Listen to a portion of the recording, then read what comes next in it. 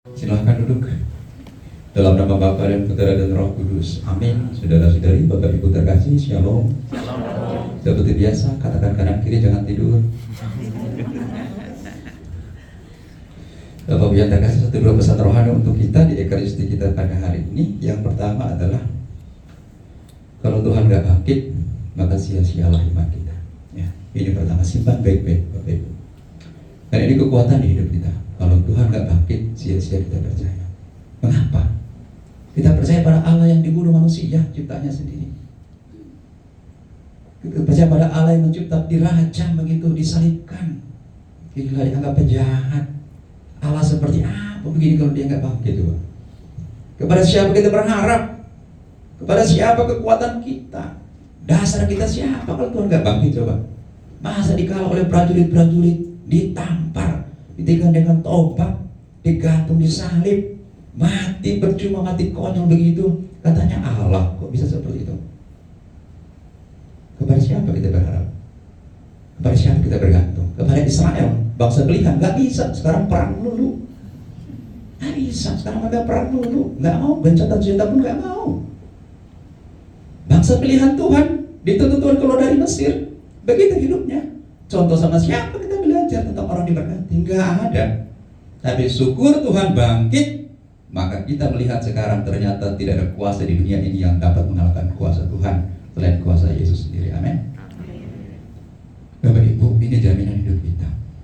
Kalau gak bangkit, sia-sia kita. Dia bangkit supaya mengatakan kepada kita, apapun, siapapun di dunia ini, tak satu pun orang bisa mengalahkan Yesus, Sang Putra Allah yang hidup. Karena apa? Dia adalah anak, dan dia yang bisa hidup dan bangkit. Ada orang yang mati bangkit? Gak ada. Cuma Yesus yang bisa mati dan bangkit. Itu kuasanya besar ada di situ. Karena itu kita hari ini mengatakan, kita kuatkan hati kita masing-masing bahwa Tuhan bangkit adalah sumber hidupku yang sejati. Karena kalau Tuhan gak bangkit, kita gak hidup. Ya. Ini harta rohani pertama bawa pulang ya. Jadi supaya kita punya harta banyak di rumah, rekening kita banyak di rumah, uang kita banyak di tabungan ya. Tapi ingat baik-baik, tabungan paling berharga itu adalah iman akan Yesus. Semua kita tinggalkan Bapak Ibu nanti. Satu kita bawa aja, Yesus yang selama kita percaya. Dia yang wafat dan bangkit untuk kita semua ya. Yang kedua, kebangkitan itu Bapak Ibu bukan peristiwa sejarah aja. Pernah terjadi 2000 tahun yang lampau di Israel. Dan sekarang gereja rayakan secara liturgi, setiap tahun kita rayakan. Bukan persoalan liturgi saja kebangkitan itu, tapi kebangkitan itu adalah persoalan kuasa Allah yang ada pada umum. Jadi kebangkitan itu adalah kuasa Bapak Ibu. Karena kita masing-masing punya kuasa kebangkitan. Bukan cuma kepada Petrus diberi kuasa kebangkitan Bapak Ibu, bukan cuma kepada Yohanes, kepada kita juga itu kuasa kebangkitan ada. Ya, makanya jangan cuma tidur melulu di gereja. Ya, coba katakan masing-masing dah gini, kuasa kebangkitan ada padaku. Cepat.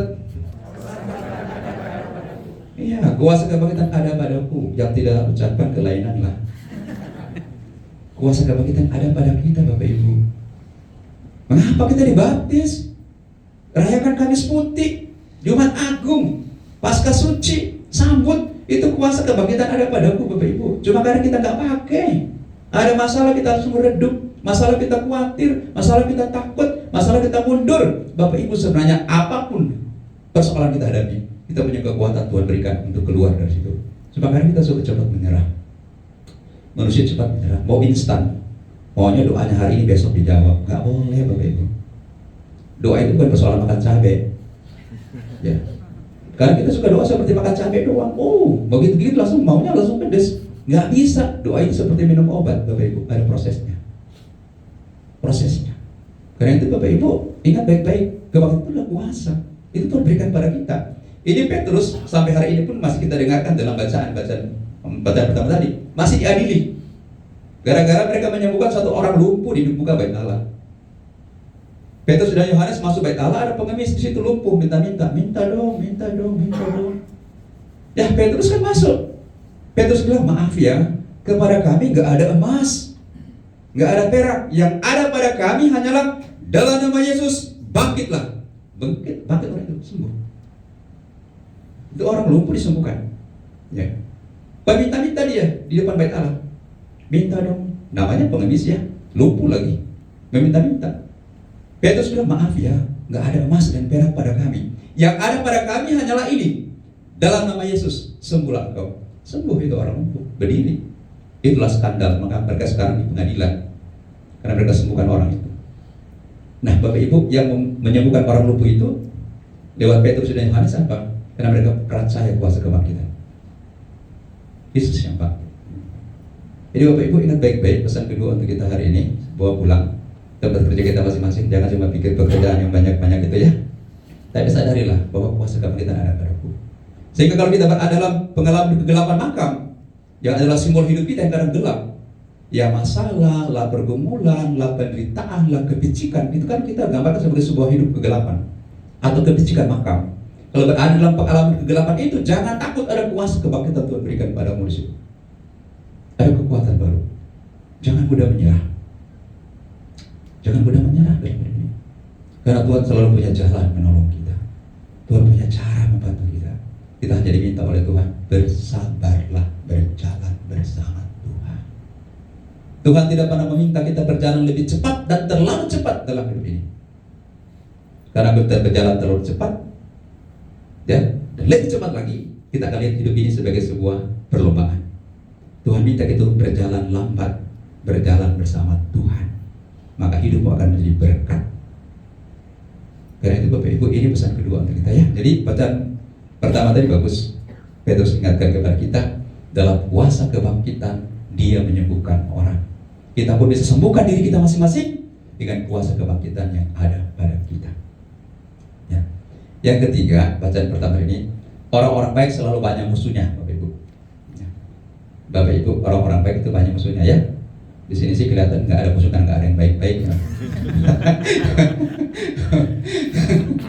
Kelihatan sih nggak ada musuhnya, nggak ada baik-baik. Ya. Tapi ini Petrus dan Yohanes berbuat baik. Orang-orang malah datang tangkap sama mereka. Itu kan berbuat baik, tangkap mereka, bawa ke pengadilan. Pesannya sederhana Bapak Ibu. Karena kita berbuat baik, ada saja orang nggak suka sama kita. Itu sih kenyataannya. Yesus itu orang paling baik sebenarnya. Tahu orang ada sudah. Jadi Bapak Ibu, kalau dalam hidupmu engkau sudah berbuat baik, ada orang-orang nggak suka sama kau, nggak usah berkecil hati. Itu sudah hukumnya. Tugasmu adalah seperti Petrus dan Yohanes. Kami akan tetap berbuat baik. Itu aja. Karena kita dipanggil Tuhan bukan untuk menjadi pemenang, menjadi orang hidup baik.